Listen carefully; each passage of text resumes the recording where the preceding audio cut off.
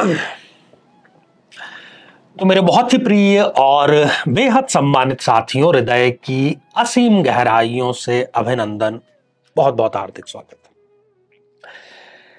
साथियों, जीवन का स्वरूप कैसा भी हो, चाहे 1000 साल पहले की बात करें, चाहे 5000 साल पहले की बात करें, चाहे आज की बात करें, चाहे आज से अनिश्चित काल बाद की बात करें, एक बात पर हर एक मनुष्य कायम रहता है और वो है सदा स्वस्थ रहना और कई बार तो सदा जीवित रहने की चाह। जब वो अंतिम सांस लेता है, किसी कारण से लेना ही है एक ना एक दिन, तब उस अंतिम सांस लेते समय उसको पछतावा होता है कि मैंने जिंदगी ठीक से नहीं जी, शरीर को ठीक से नहीं रखा, भरपूर जिंदगी नहीं जी, बस व्यर्थ के कामों में उलझा रहा।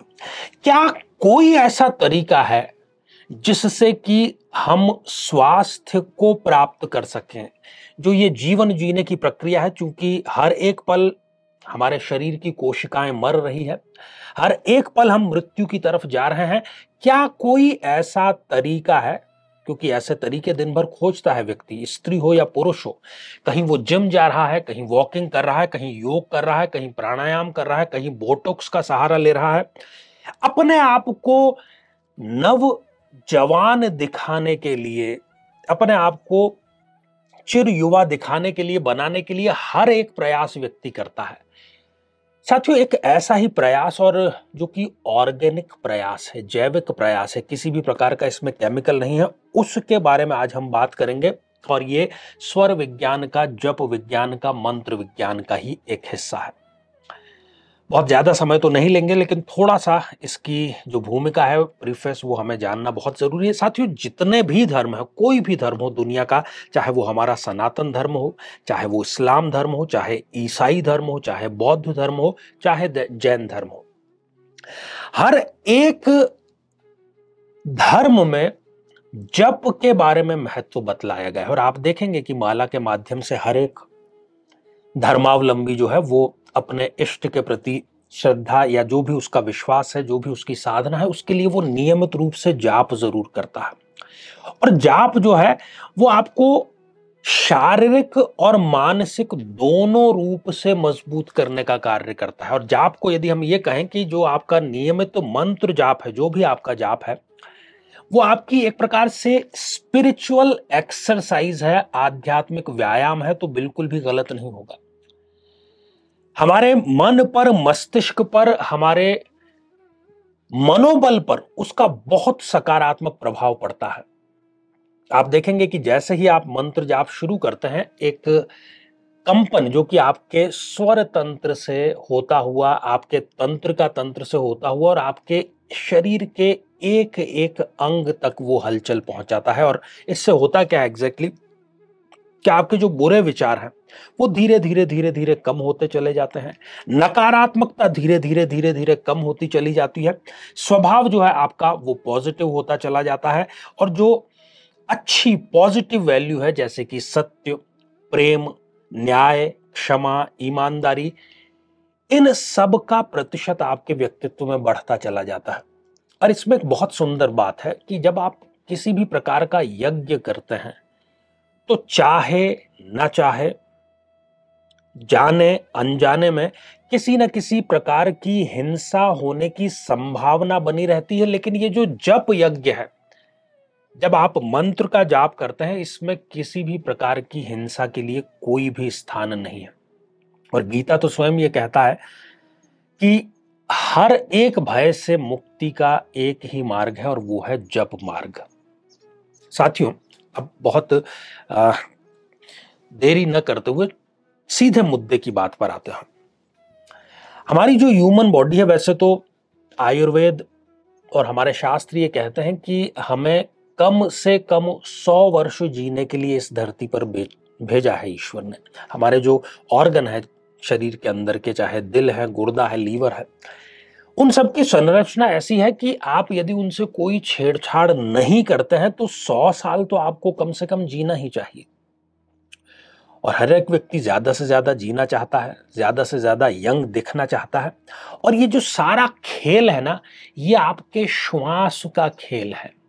आपने सुना भी होगा कि आप एक गिनी हुई सांसें लेकर के आए हैं, जब वो श्वासें समाप्त हो गई, आप समझ लीजिए कि आपका वो अंतिम समय आ गया है। तो जब श्वासें गिनी हुई है, तो हम उन श्वास की यदि अवधि को बढ़ा दें, तो श्वासों की संख्या तो उतनी ही रहेगी, लेकिन अवधि इसकी बढ़ जाएगी। और आप देखेंगे कि अपने आसपास कि इसका श्वासों का खेल हम प्रकृति में चारों तरफ देख सकते हैं। खरगोश जो कि 1 मिनट में लगभग 38 अर्थात 38 बार श्वास लेता है, उसकी आयु लगभग 8 वर्ष है। जबकि बंदर जो है वो 32 बार 1 मिनट में श्वास लेता है, तो उसकी थोड़ी सी आयु बढ़ गई, वो 10 साल तक लगभग जीता है। अब इससे कम जो कुत्ता है वो लगभग 29 श्वास लेता है और उसकी आयु लगभग 12 वर्ष होती है। घोड़े की यदि बात करें तो ये 1 मिनट में 19 के लगभग श्वास लेता है और इसकी आयु 25 वर्ष। हम देख रहे हैं कि जैसे जैसे श्वासों की संख्या कम हो रही है, आयु बढ़ती चली जा रही है। और वैसे ही बहुत ज्यादा जीने में जो कछुआ है, वो केवल 3 या 5 श्वास 1 मिनट में लेता है, 3 ही शायद लगभग लेता है वो।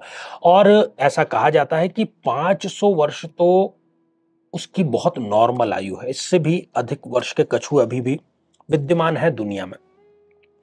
तो हम यदि मनुष्य की बात करते हैं, तो हम हर 1 मिनट में लगभग 15 बार श्वास लेते हैं, जो कि बहुत ज्यादा है। और अगर 1 मिनट में हम 15 बार श्वास लेते हैं, तो पूरे एक दिन में अर्थात 24 घंटे में लगभग हम 21,600 बार श्वास ले लेते हैं। और स्वाभाविक तौर पर ये जो श्वास है, हमारे क्रोध करते समय, हमारे भय के समय, हमारे काम के समय, हमारे लोभ के समय, जितनी भी नेगेटिव प्रवृत्तियां हैं, आप देखेंगे कि धड़कन भी ऑटोमेटिकली बढ़ जाती है और श्वास की गति जो है वो भी आपकी बढ़ जाती है, खुशी में भी कई बार।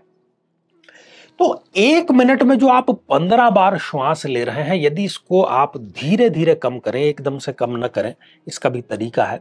आप इसको 14, 13, 12, 10, 8, आप इसको अगर 7 से 8 तक और लेकर के आए हैं, बहुत ज्यादा इसमें योग प्राणायाम की जरूरत नहीं है। कुछ ही समय में यदि आप प्रैक्टिस करते हैं, तो आप जो 1 मिनट में 15 बार श्वास ले रहे हैं, वो लगभग 7 से 8 बार लेकर के आ जाए। आप, चूंकि हम श्वास पर ध्यान तो देते नहीं हैं, इसका एक बहुत सिंपल सा तरीका है। और जो प्रणव मंत्र है, जिसको कि हम ओम के नाम से जानते हैं,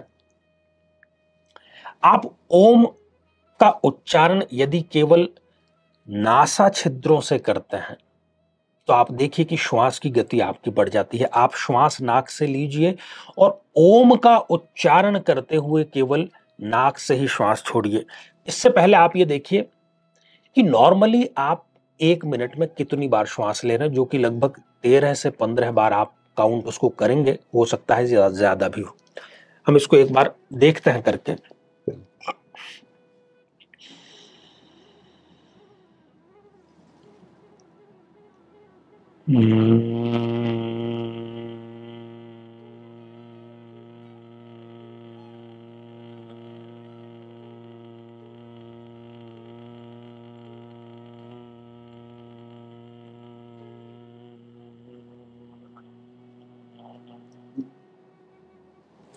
आपको श्वास नाक से ही लेना है, और या तो उसको भ्रमर की तरह, जैसे भ्रमर अर्थात भंवरा जैसे गुंजन करता है, यदि आप उसकी गति से धीरे धीरे केवल नाक से श्वास को छोड़ेंगे, तो आप देखेंगे कि श्वास लेने की दर आपकी धीरे धीरे कम हो रही है। और ये अद्भुत शक्तिशाली प्रयोग है। आप अपनी प्रति मिनट श्वास लेने की संख्या कम कीजिए, रीढ़ की हड्डी सीधी रखिए और आपको देखिए कि आप कैसे अपनी आयु को बढ़ा लेते हैं। कम से कम 10 से लेकर के 20% आपकी आयु में वृद्धि भी होगी, और जितने दिन आप रहेंगे स्वस्थ जरूर रहेंगे। सारा का सारा जो खेल है वो श्वासों का है। उसका सूत्र यदि आपने समझ लिया, तो जीवन जीने का सूत्र आपने समझ लिया, ये आप मान लीजिए।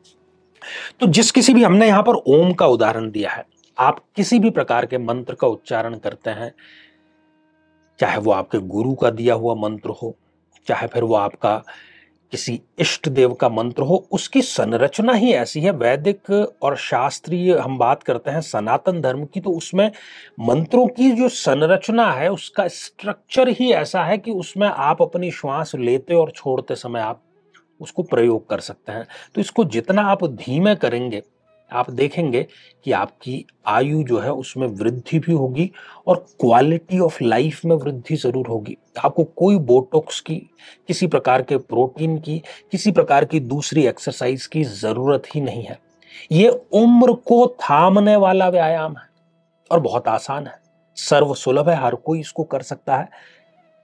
जरूर आप इसको कीजिए। तो साथियों, आज के लिए केवल इतना ही, और इसी मंगल कामना के साथ में कि आप सभी स्वस्थ, समृद्ध और शांतिपूर्वक जीवन व्यतीत करें। नमस्कार।